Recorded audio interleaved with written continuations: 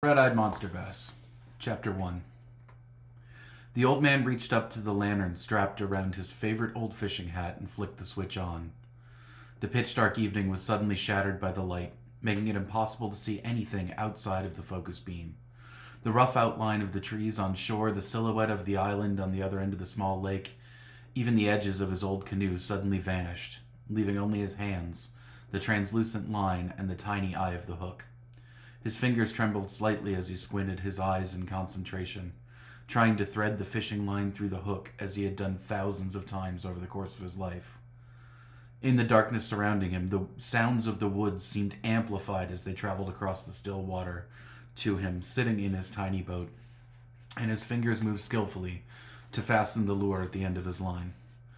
"Tonight is the night," he said out loud, though there was no one else in the boat and no signs of anyone on shore. "Tonight is the night, tonight is the night," he repeated over again as his fingers tightened the knot. His voice was neither excited nor scared. It was quiet, old, certain in his belief that after decades of searching, tonight he would finally land his prey, would finally bring an end to a quest he had begun as a young boy stalking these waters with his father. Over the years, this nightly ritual had taken on special meaning. It was more than simply fishing. It was pursuit. He was after a fish, but not just any fish. The fish that had been the topic of conversations around campfires, in restaurants, and at the bait shop for nearly a century. It was more than a fish. It was a legend, a creature so famous in this corner of the North Woods that nearly everyone who had ever visited knew it by reputation, though few, if any, had seen it and lived to tell the tale. All fishermen tell stories. Every person who has ever baited a hook will tell you about the monster they nearly landed, the pike that nearly sunk their boat, the perch that broke the state record but got away just before the fisherman could get it in the net. But this fish was different. It was specific. It was special. No one could say exactly how big it was, though everyone knew there had never been one like it. No one could say for sure exactly where it lived, other than in the little lake in the woods. No one could say how they had nearly caught it, because no one ever had. But how could it be that such a creature could exist? How could it be that a fish no one had caught or even seen for certain could be the topic of such uncertain certainty? How could a single fish become a legend that everyone knew, but no one had experienced? It was the eye. A fisherman only had to mention the giant red eye, and everyone knew exactly the fish he was talking about. The old man had been after this particular fish for almost his entire life, and hadn't so much as felt its tug on the end of his line. But there was something different about this night, something special. He was certain that this would be the night when his luck would change, when his pole would bend, and he'd fight with everything he had to prove the legends were more than legends, that stories were all true.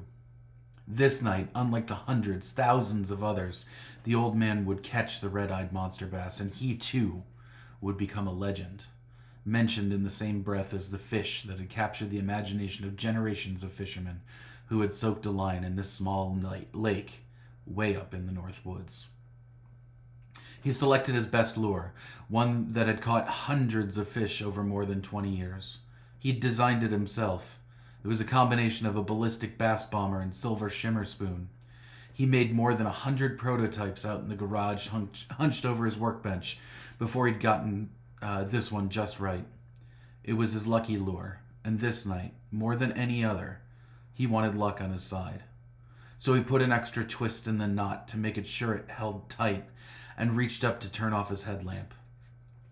The light made him blind to anything more than 15 feet away or outside of the beam. He knew precisely where he wanted to cast, so he sat in the quiet night for more than 10 minutes to let his old eyes readjust to the dark. As they did, the world slowly came alive. Above him, millions of stars shimmered in the midnight sky. The moon, high up and off to his left, cast its beams across the whole of the lake, making it possible for him to, once again, make out the shoreline, the trees, the island on the other side of the water. He waited 10 minutes more, giving his eyes time to readjust and his mind time to settle. Moving around in the small canoe while he searched for his lucky lure had sent ripples across the surface of the water.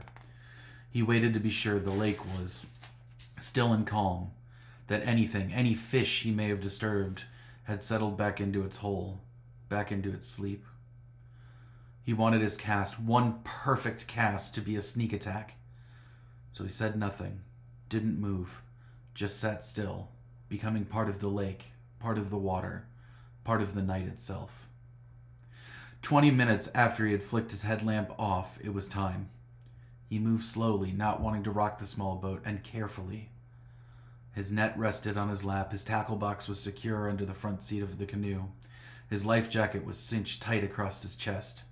He tugged gently on the brim of his favorite fishing cap, settling it into its familiar, comfortable space, and just as gently, slowly, and smoothly, flipped open the gate on his reel and raised his trusty rod high into the sky behind him.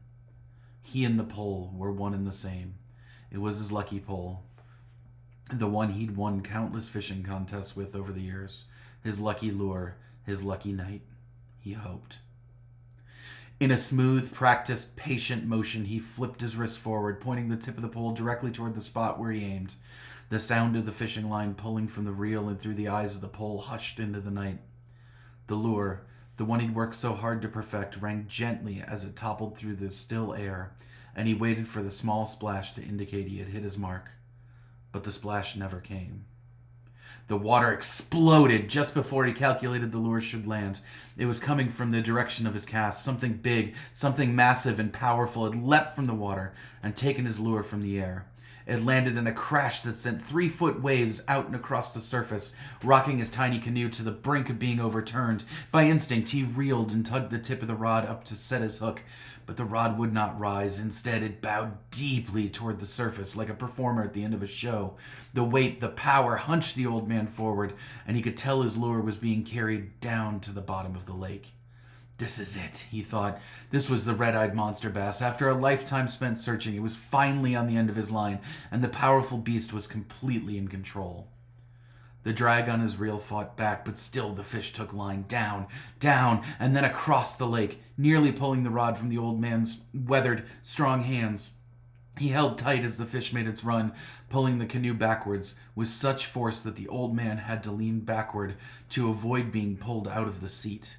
Wind and spray pelted the old man's face as the canoe picked up speed. The fish returned to the surface, its top fin sticking out into the night air, and the old man could barely make it out as water was kicked up into his face by the massive swishing tail. He held tight, held on with every ounce of his strength as the canoe was dragged across the water toward the distant island, and his muscles began to burn from the power on the other end.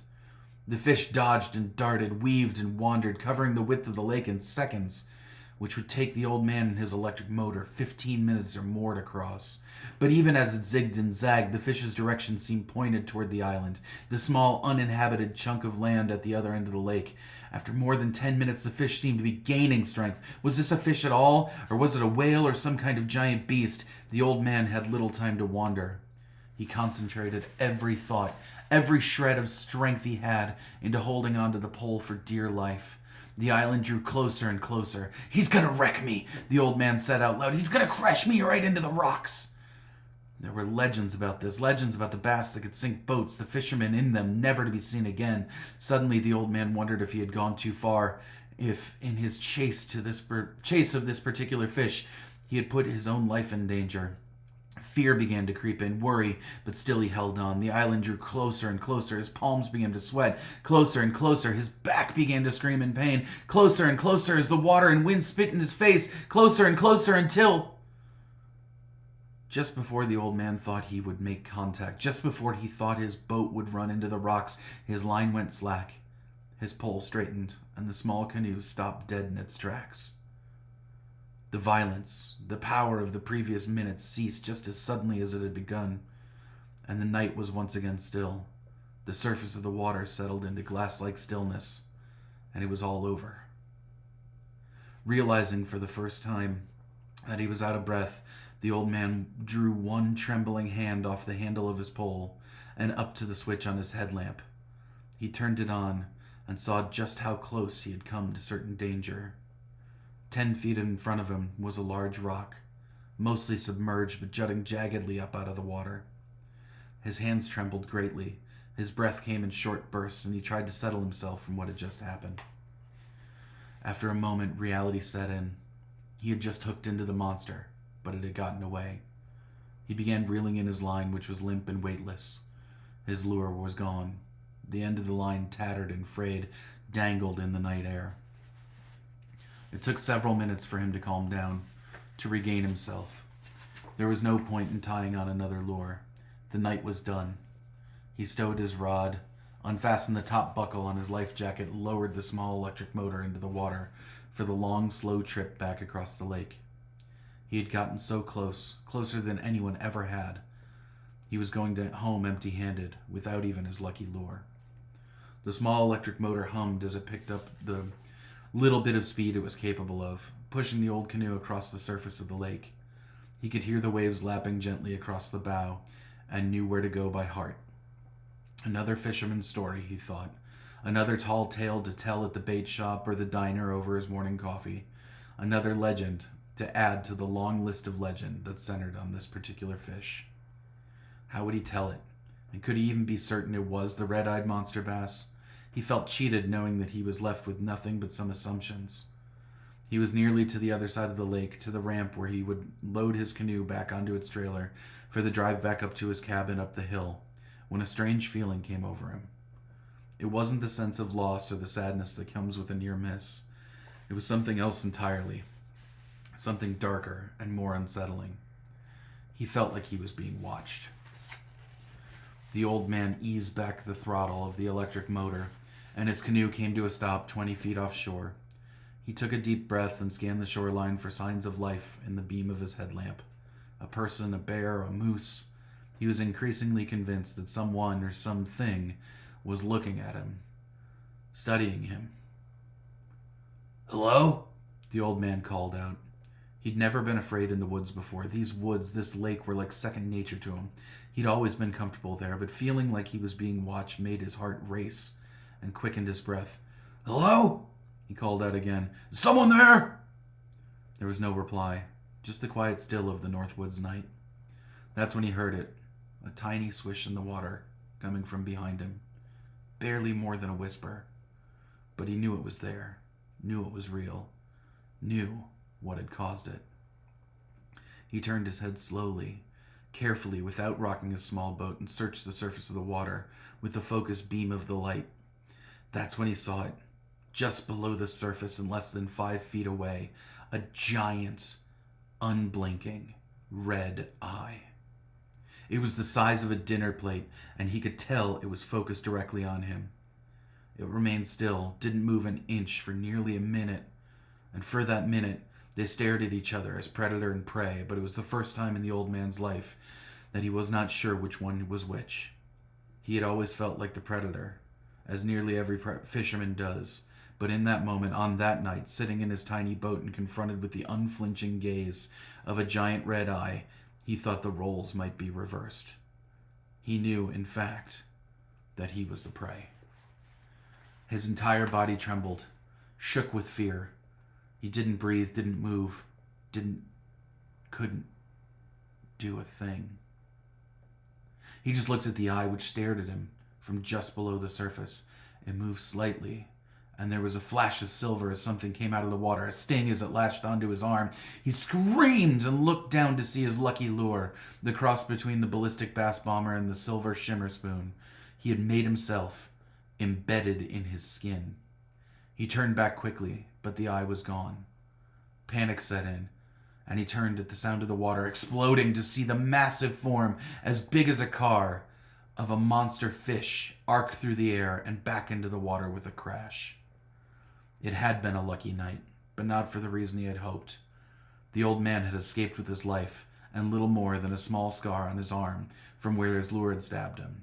That night, the predator had become the prey, the victor, and the loser. That night, the fisherman lost, and the legend had won.